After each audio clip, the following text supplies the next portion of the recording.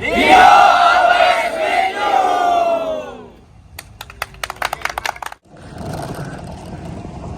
setelah kita lihat sasis Hino AK240, kita ke masa depan bis Bumel.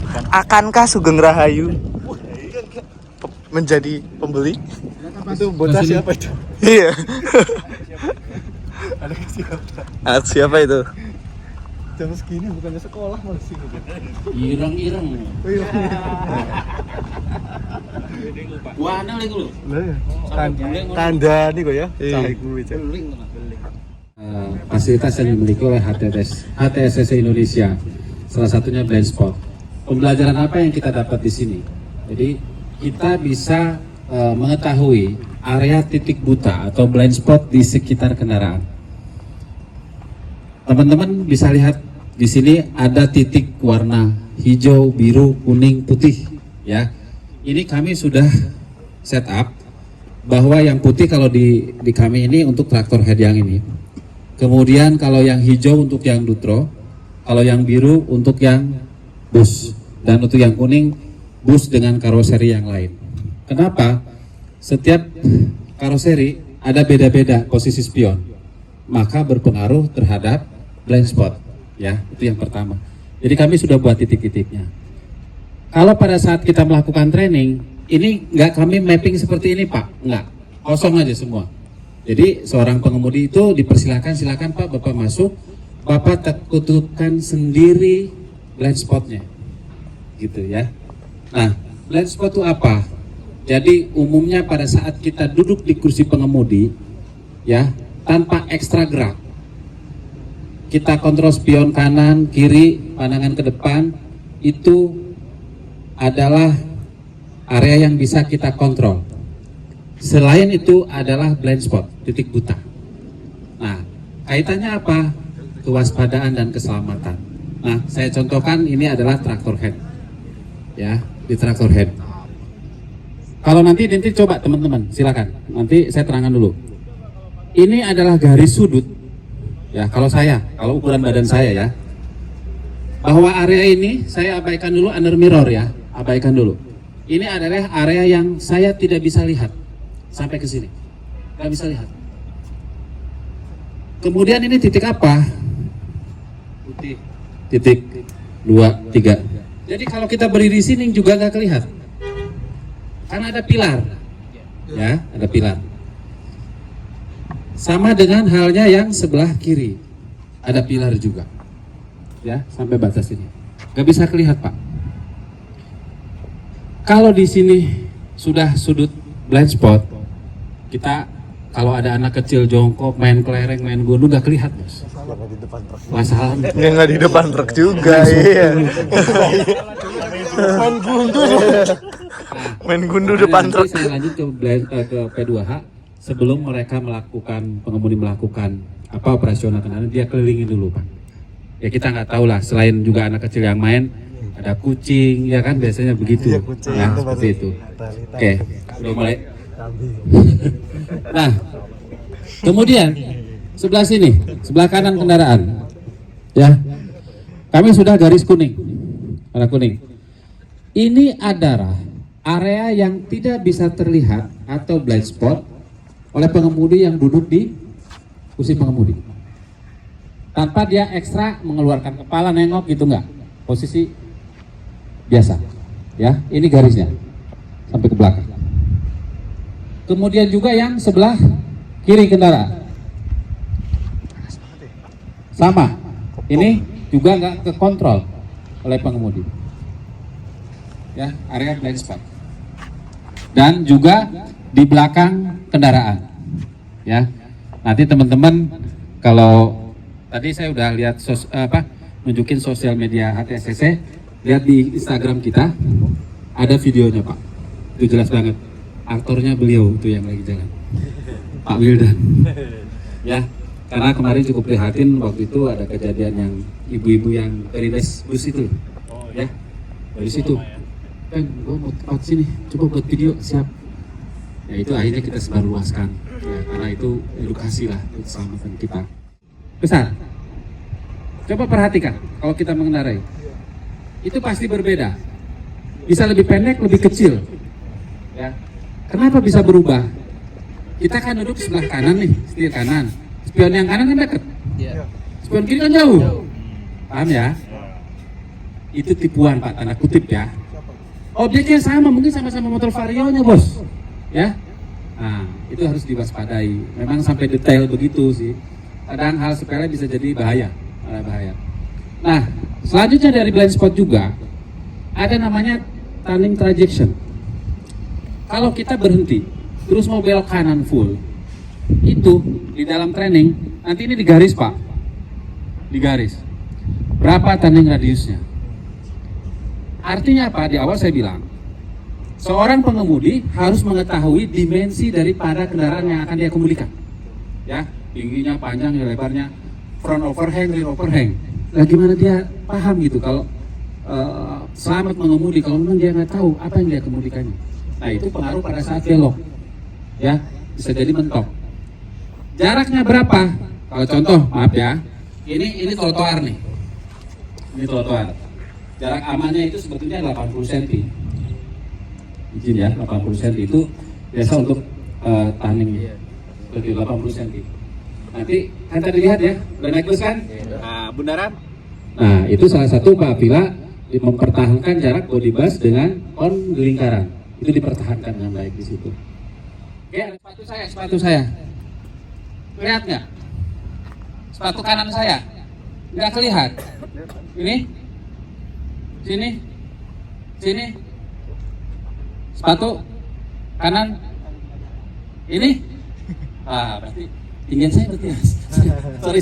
Ya. Nah, itu artinya Pak, ya.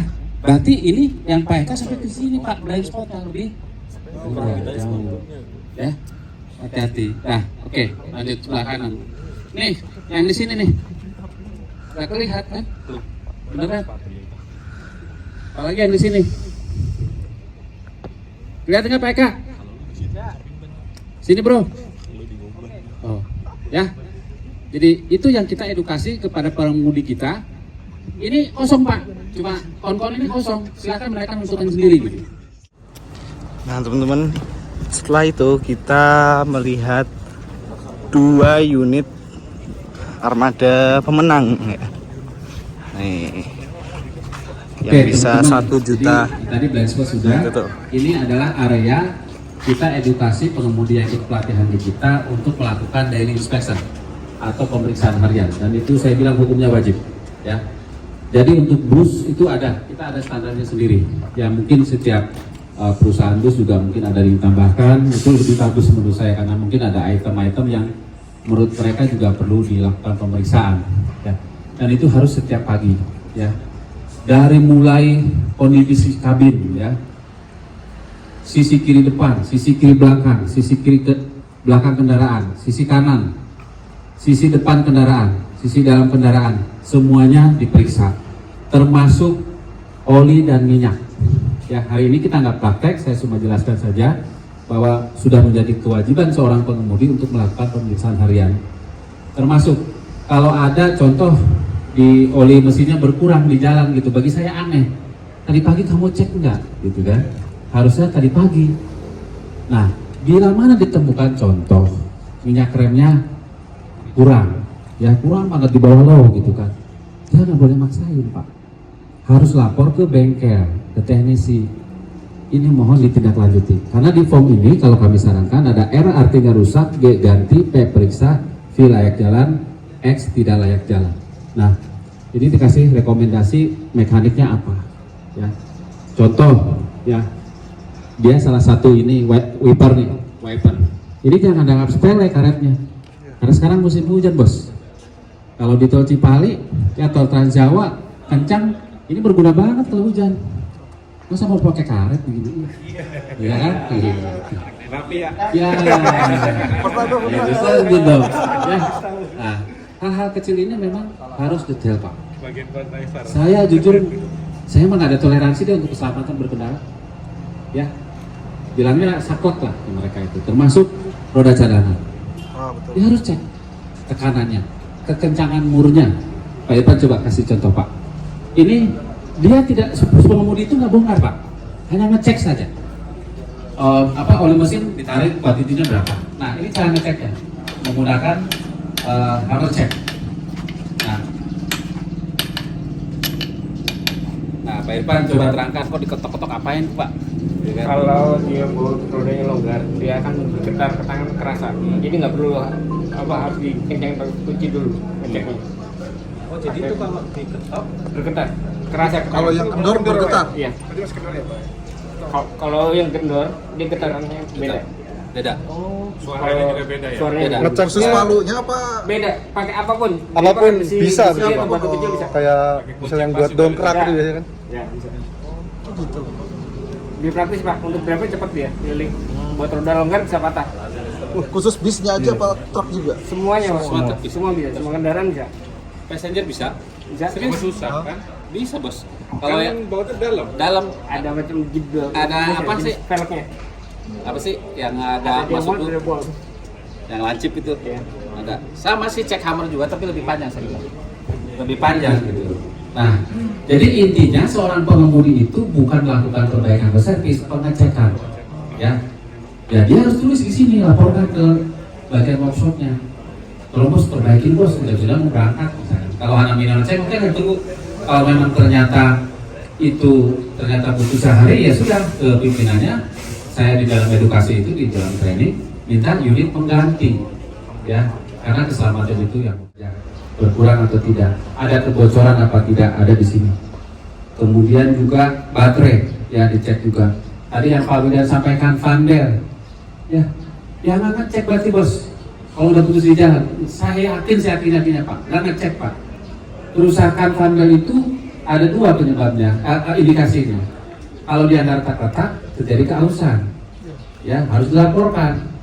Ini mah udah mesinnya nyala, gitu masih dijalanin aja, pas berhenti off mesinnya retak-retak dan terjadi keausan.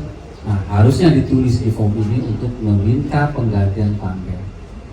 Nah, itu yang kami tanamkan kepada para pengemudi yang ada di sini. Terjadilah zero fuel consumption, jadi tidak ada pembakaran, ya. Seperti itu teman-teman semua. Oke, ada pertanyaan? Silakan Pak. Kalau untuk training seperti ini terbuka untuk driver umum apa enggak sih? Kalau memang iya, prosedurnya seperti apa? Terima kasih Mas. Jadi sementara ini khusus buat customer Hino, ya masih perwakilan. Jadi contoh misalkan dari Hiba, dari Garuda itu tiga. Ada regular training itu selama 3 hari. Kalau ditambah dengan sertifikasi nambah 2 hari. Kalau ditambah dengan TOT nambah 2 hari lagi. Ya banyak tunjangnya. Ini saya cerita lagi. Kalau untuk B3 angkutan berbahaya lebih seru lagi. Ada dari BNSP, ada juga dari Kemenhub. Ya, UIM juga.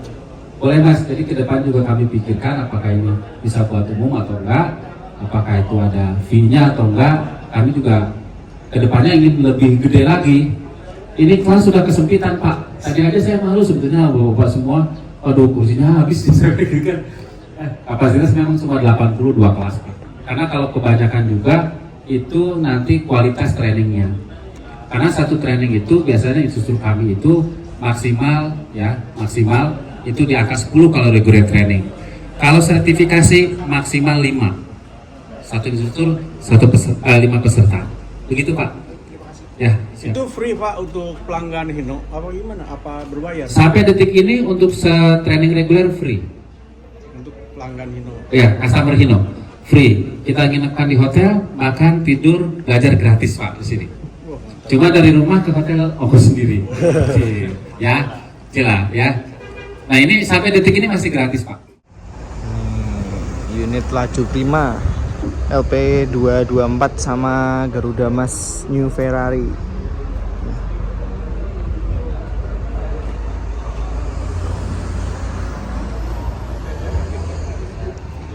Mencapai 1 juta kilometer tanpa overhaul.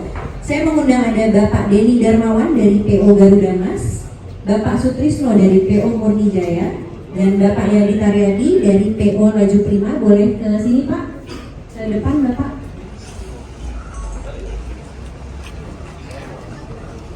Bapak Denny Darmawan dari PO Garuda Mas, Bapak Sutrisno dari PO Murni Jaya, dan Bapak Yadi Taryadi dari PO Laju Prima. Dan saya mengundang Bapak Sandiko Wardoyo untuk dapat memberikan selamat ke 3 PO tersebut.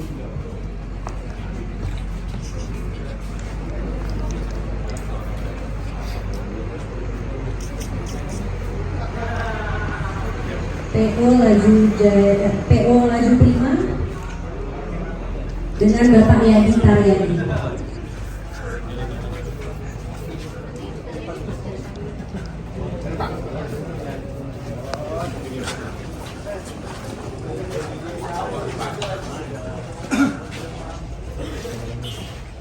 Dan ada paket spare part filter kit perawatan bus, 1 filter oli dan 2 filter solar untuk 100 unit gratis.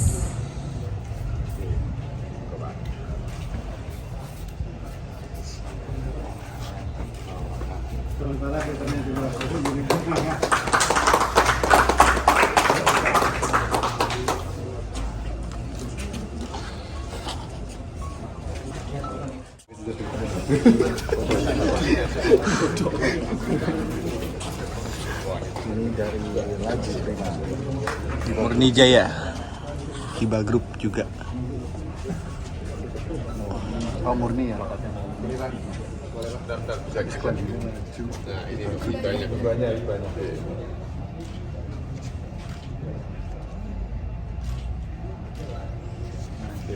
Untuk proses paket spare part. Masuk gratis loh. Los ini. Tuku Hino kan gratis ya. Oh iya, enggak apa-apa. Oke, sekarang kita sudah Udah apa kah?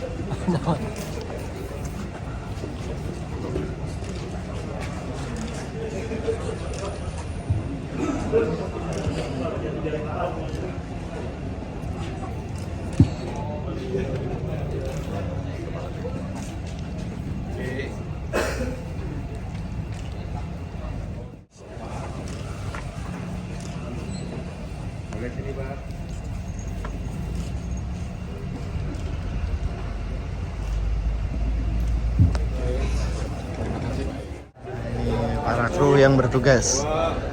Ini total unit ini udah sekitar 1.250.000-an ya. Jadi 1 juta up kilometer ya. Nah, unit ini nih. Kalau yang 224 itu nggak tahu. Kalau Murni Jayanya nggak ada. Mungkin kebetulan lagi ngeland apa gimana. Yang ada Laju Primanya. Mewakili Hiba Group. Nah ini menu makan kita ya, Hokben.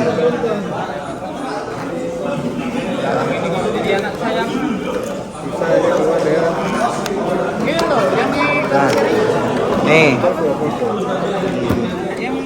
ya, nih bareng Arpi sama temen-temen yang lain nih. Ada Mas Boy juga sama Mas Andreu.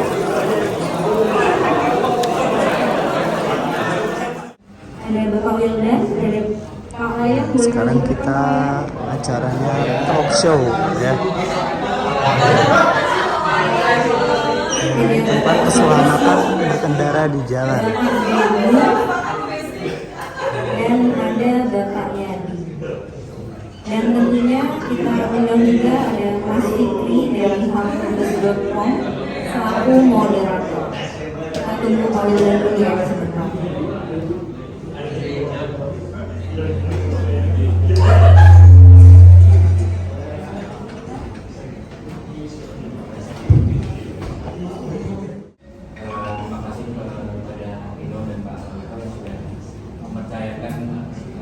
Kegiatan ini kepada saya sebagai moderator. Ini kan udah habis makan ya. Biasanya kalau habis makan tuh agak-agak gimana gitu ya. Nah supaya semangat boleh nggak minta yel-yelnya Dino sedikit? Kalau dari saya kan dari teknik tidak ganas, kalau saya bisa berbagi soal unit yang bisa bisa mencapai 1 juta kilometer lebih itu lebih disebabkan pertama-tama dari maintenance, kedua pemakaian spare part yang sesuai dengan standar Hino,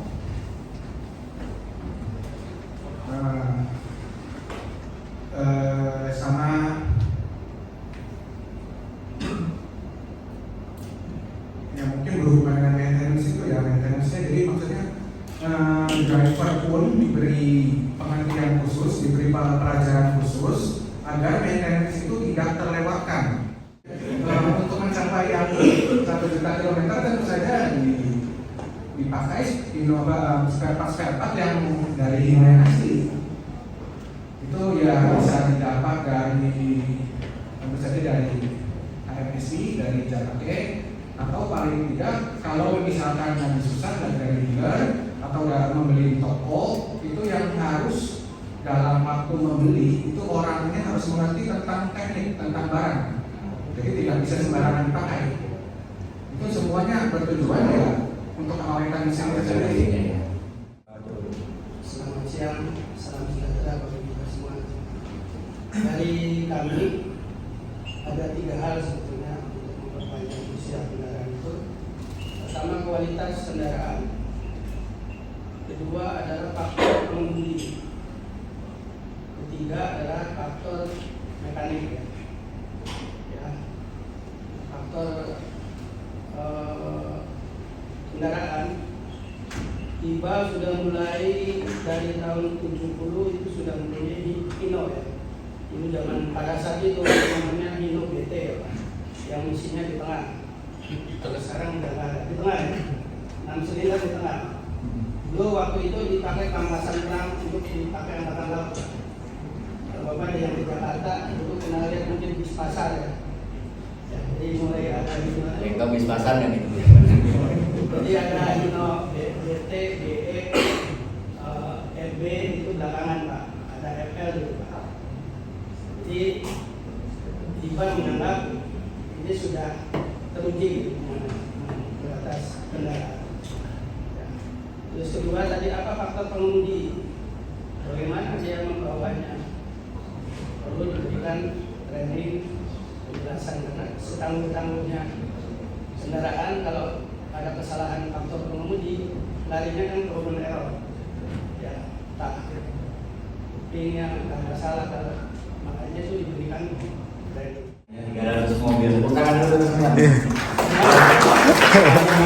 Di grup hanya 300 mobil. 90% Hino, 300 unit ya.